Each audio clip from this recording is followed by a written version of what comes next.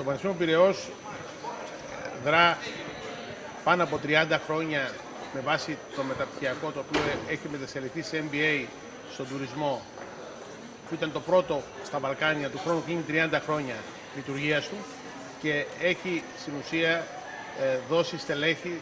που ανά την επικράτεια έχουν κορυφαίες θέσεις στο κλάδο του τουρισμού. Παράλληλα είναι το πρώτο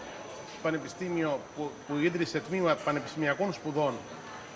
προπτυχιακών εννοώ, στον τουρισμό το 2017 και θεωρεί σαν κρίσιμη αποστολή του και να χαράξει τη στρατηγική της επόμενης μέρας, όπου θεωρούμε ότι είναι ο τουρίστας υψηλής αξίας. Λέγοντας το αυτό, ουσιαστικά φωτίζουμε το κομμάτι του τουρισμού αξίας, γιατί η βασική στόχευση, όπως είπα και μέσα, για την Ελλάδα δεν είναι να κάνει τα 30 εκατομμύρια, 40 ή 50 των τουριστών που έρχονται κάθε χρόνο στη χώρα, αλλά να φέρει τουρίστες αξίας, οι οποίοι ουσιαστικά πρώτον θα δώσουν μεγαλύτερα ωφέλη στη χώρα και δεύτερον, επιστρέφοντας στον κύκλο τους, οι γινόμενοι πρεσβευτές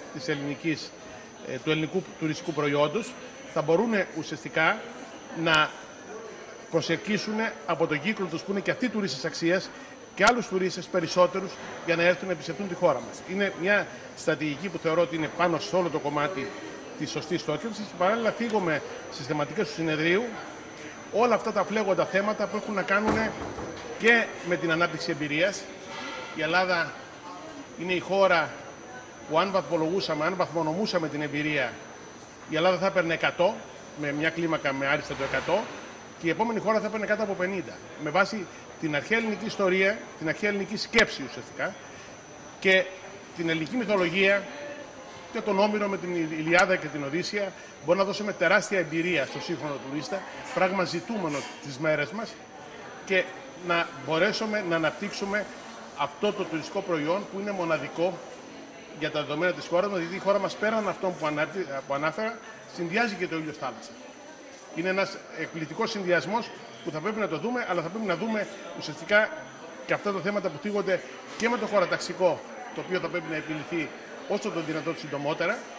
Αναφέρατε λίγο μέσα και τον υπερτουρισμό. Τελικά υπάρχει πρόβλημα? Για μένα το πρόβλημα δεν υπάρχει θέμα υπερτουρισμού. Υπάρχει θέμα διαχείρισης προορισμών ή, να το πω καλύτερα, διαχείρισης ροών στον τόπο και στον χρόνο. Αυτό είναι το θέμα στην Ελλάδα και επίσης με την ανάπτυξη της εμπειρίας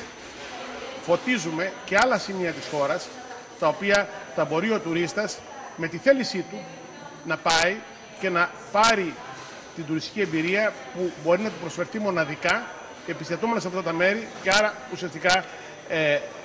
σβήνουμε κάθε σκέψη για υπερτουρισμό ή οτιδήποτε άλλο.